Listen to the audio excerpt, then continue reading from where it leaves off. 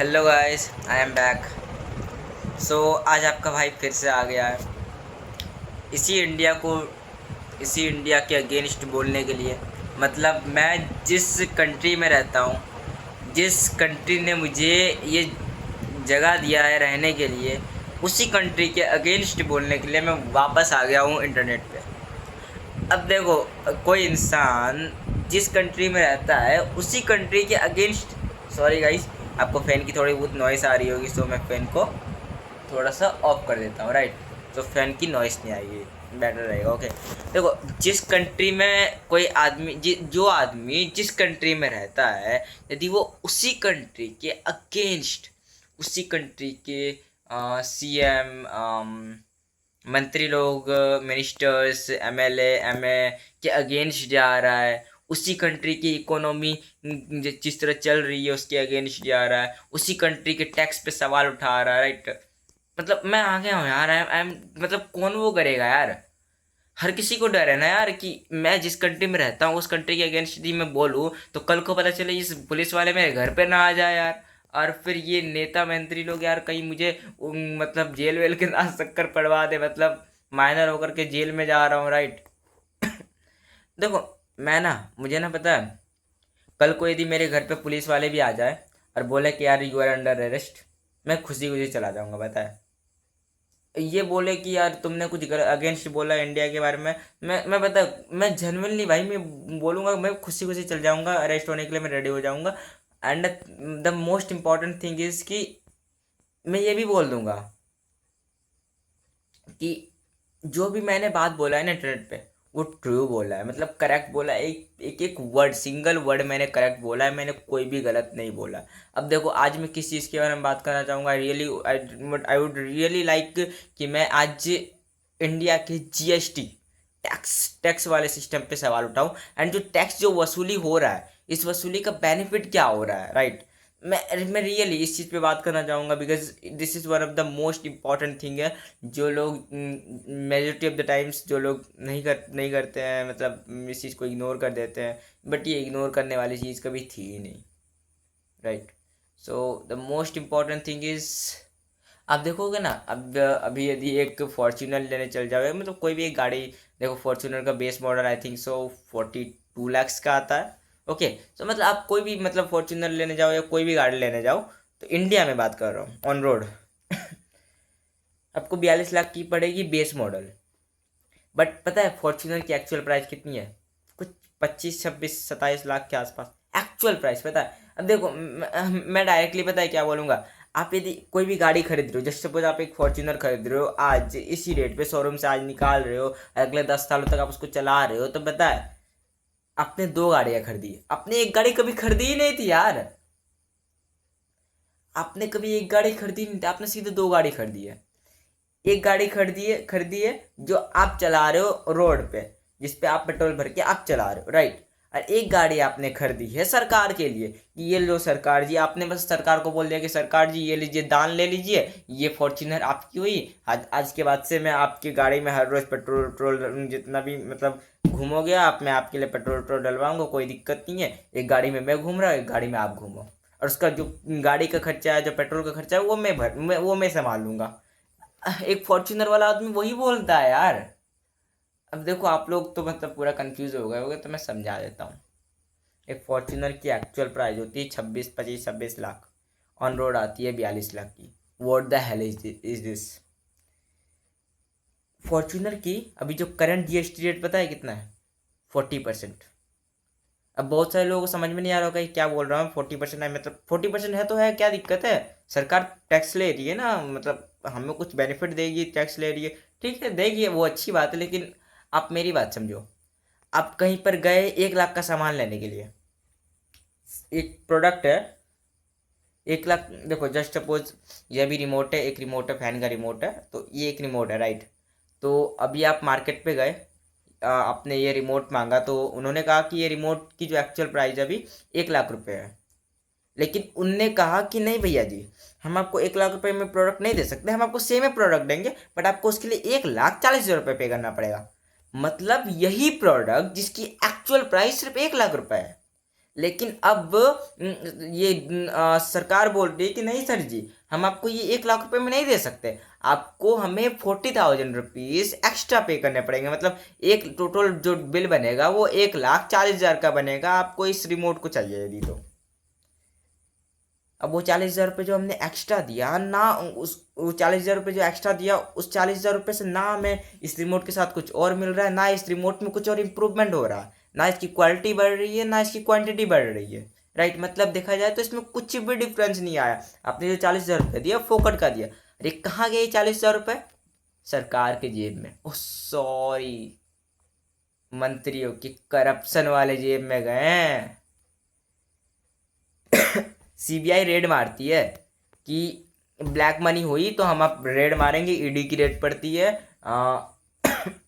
यदि आप black money रखते हो तो हम रेड मारेंगे, आपके घर से जितना ही पैसा निकलेगा, ब्लैक मनी निकलेगा, वो सरकार का होगा।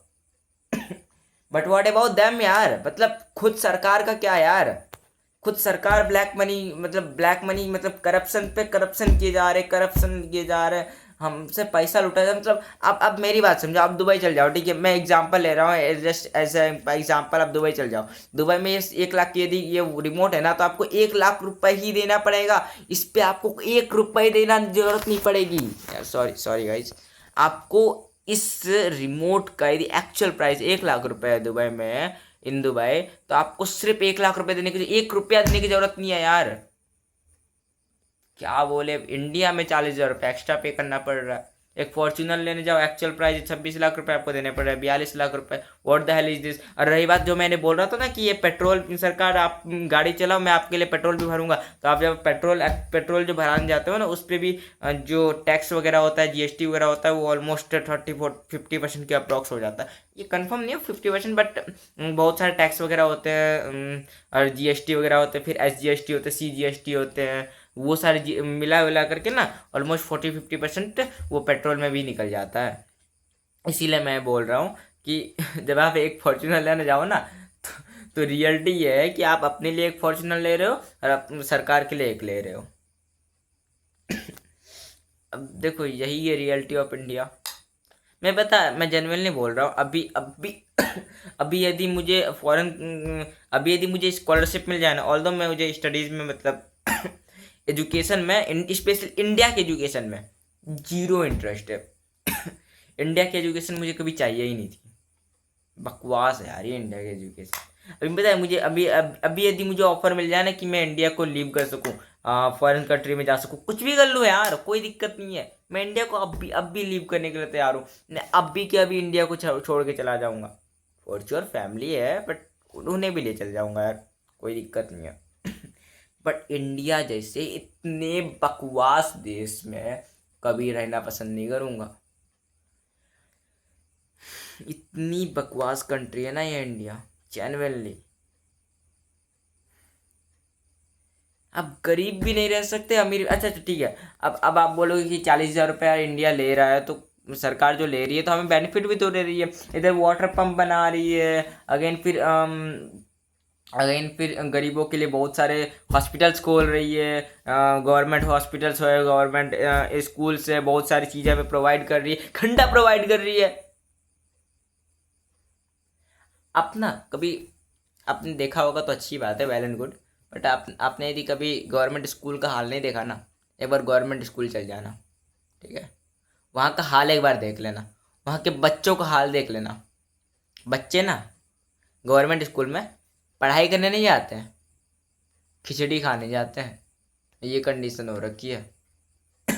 और रही बात गवर्नमेंट हॉस्पिटल्स की ना, उसका हाल तो जो लोग गए होंगे कभी गवर्नमेंट हॉस्पिटल, उन्हें पता होगा गवर्नमेंट हॉस्पिटल का क्या हाल है।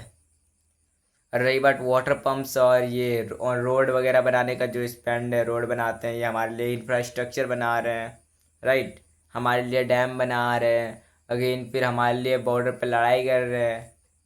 नहीं, बॉर्डर पर लड़ाई करना फिर भी ठीक है, बट इट्स अबाउट रोड बना रहे हैं ये लोग, इंफ्रास्ट्रक्चर बना रहे हैं, हमारे लिए बना रहे हैं। किसके लिए बना रहे हैं? हमारे लिए बना रहे हैं, हम जैसे गरीबों लोगों के लिए, राइट, जैसे गरीब लोगों के लिए ये इंफ्रास्ट्रक्चर बना रहे हैं।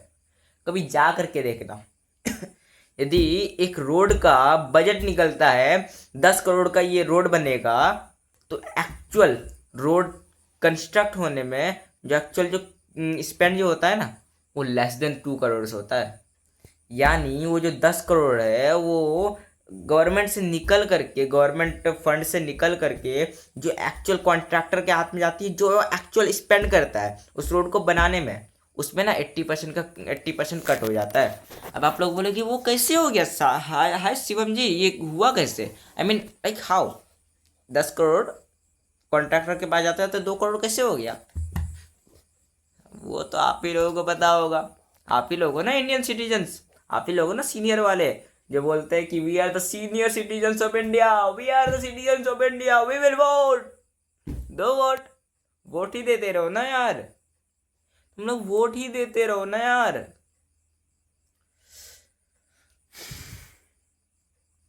और फिर बहुत सारे लोग बोलेंगे अभी यार क्या बोलते हैं, मैया सम्मान योजना फिर बहुत सारे दे रहे हैं लोग, किसानों को सेवा दे रहे हैं, राइट ना, बहुत सारे योजना निकाल रहे हैं, राइट। तो आप मेरी बात समझो, आप लोगों को पता नहीं होगा ये रियलिटी, बट आप लोगों को किसी ने बताया नहीं होगा, बट मैं बता रहा हूँ। ये सब जो मैया सम्मान योजना के लिए जो 5-5 हज़ार रुपये सरकार जो देने का प्रोमिस कर रही है, किसानों को सेवा देने के लिए, निःशुल्क वाटर देने के लिए, बहुत सारे सुविधा देने के लिए, सब जो बोल रही है ना, यदि 1,000 करोड़ का फंड रेज हुआ है, 1,000 करोड़ का स्कीम निकला है कि हम मैया सम्मान योजना में हर महीने 5-5 हज़ार रुपये देंगे, वो यदि 1,000 करोड़ का जो फंड रेज हुआ है ना, उस 1,000 करोड़ में से 900 करोड़ तो पहले ही आप निकाल दो। ओह सॉरी, बहुत बहुत ज़्यादा बोल दिया। लगभग 600 करोड़ एक राउंड ऑफ फिगर है, 600 करोड़ आप पहले ही निकाल लो। पता है वो कहाँ जाएगी 600 करोड़? वो 600 करोड़ तो जाएगी सबसे पहले वो नेता, वो जो गवर्नमेंट के जस्ट जितने भी ये MLA आते हैं, MA आते हैं, और बहुत सारे गवर्नमेंट गवर्नेंस आते हैं, उन सब के जेब में, उन सब के करप्शन वाले जेब में सबसे पहले जाएगी वो 600 करोड़ रुपए। बाकी के बच्चे 400 करोड़। उस 400 करोड़ में से 350 करोड़ आप और निकाल दो। और आप लोगों को अब लग रहा हो कि 350 करोड़, हाँ यार सच में उन लोगों के पास जाएगी, सच में मतलब मैया सम्मान योजना में एक्चुअल में लोगों को मिलेगा? नहीं भाई, 350 करोड़ जो मैंने निकालने बोला, ये पैसा मिलेगा वो निकालने को नहीं कहा है। 350 करोड़ में ये लोग एडवर्टाइजमेंट करेंगे कि वी आर द गवर्नमेंट, जो हम लोग कितना तो सोच रहे हैं मैया सम्मान योजना के बारे में। वी आर थिंकिंग अबाउट कि we should give help mothers, right. We are helping, see all the citizens of India see us, we are helping others, right.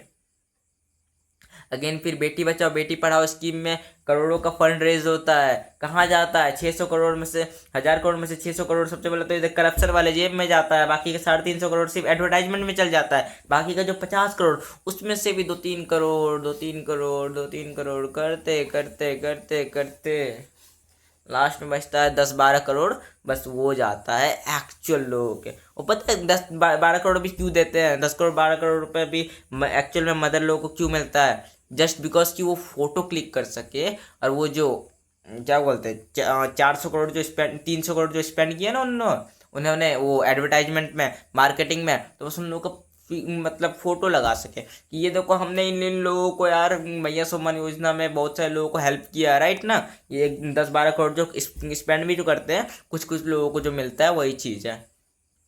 हो सकता है आपको भी मिल गया हो, तो आप बहुत ज़्यादा किस्मत वाले हो कि 1,000 करोड़ में से 10-12 करोड़ जो लास्ट में बचा एक्चुअल में लोगों को हेल्प करने के लिए, उनमें से आप आ गए।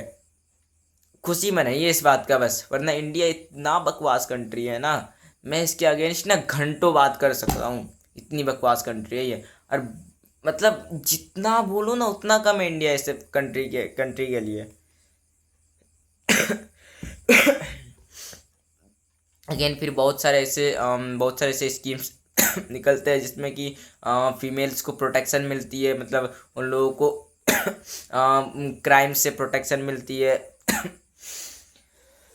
एक्चुअल उन लोगों का फंड रेज होता है बहुत ज़्यादा कि उन लोगों को प्रोटेक्शन के लिए, उन लोगों को पुलिस वगैरह के लिए हेल्प मिल रही है, राइट। उन लोगों को यदि कुछ भी प्रॉब्लम हो रही है उन लोगों को हेल्प मिलनी चाहिए। बट एक्चुअल में ना रियलिटी ये है कि उसका 50-60% पहले ही कट ऑफ हो जाता है, जस्ट बिकॉज कि करप्शन वाले कुछ लोग हैं। बाकी के जो 20-30% जो बचे हैं वो चले जाते हैं मार्केटिंग में कि देखो यार हम ये कर रहे हैं, देखो हम ये कर रहे हैं, देखो हम ये कर रहे हैं। और बाकी का जो 5-10% जो बचा है ना, वो at the end of the जाता है, at the end of the day जाता है एक्चुअल लोगों के पास। और उन लोगों में से आप यदि निकल गए तो आप खुश नसीब हो। बट रियलिटी ना इससे ज़्यादा ही बदतर है। तो देखो, बात करने का तो मैं इस पे इतना बात कर लूँ ना कि मतलब आप ना, मैं बोलते बोलते थक जाऊँ और आप सुनते सुनते थक जाओ, इतना बात कर सकते हैं। तो फिलहाल अभी के लिए इतना रखते हैं। एंड यस, ये जो इंडिया के अगेंस्ट जो बातें हैं ना, ये कंटिन्यू रहेंगी। एटलीस्ट तब तक तो कंटिन्यू रहेंगे जब तक ये इंडिया सुधरेगा नहीं। और मुझे पक्का पता है कि इंडिया तो सुधरने वाला है नहीं, वरना सुधरने का होता तो अब तक सुधर गया होता। इसीलिए कंटेंट तो आते रहेगी, एटलीस्ट तब तक तो आएगी जब तक इंडिया सुधर जाए, राइट। इंडिया सुधरने में सुधरेगा भी इन फ्यूचर कभी, तो जितना टाइम है ना इंडिया सुधरने में, उतने में मैं 2-4 हज़ार वीडियो तो बना ही लूँगा। Okay guys, I think so ज़्यादा हो गया, बहुत हो गया। Bye bye, take care, see you soon. पसंद आए तो वीडियो को लाइक करना, शेयर कर सकते हो, कोई दिक्कत नहीं है। सब्सक्राइब, यदि इंडिया के अगेंस्ट मतलब अपने ही कंट्री में रह करके अपने ही कंट्री के अगेंस्ट यदि बातें सुनने तो सब्सक्राइब भी कर दो यार। यदि इतने चूतिए बंदे हो ही तुम लोग तो सब्सक्राइब भी कर दो साथ में। नहीं मतलब गाली वगैरह थोड़ी ज़्यादा हो रही है, बट ठीक है ना, आप लोगों को गाली नहीं दे रहा मैं। गाली तो मैं इस कंट्री को दे रहा हूँ, जहाँ मैं हूँ उस जगह को दे रहा हूँ यार। साला गलत ही जगह पर, गलत ही कंट्री में आ गया यार। ठीक है guys, bye bye, take care, see you soon.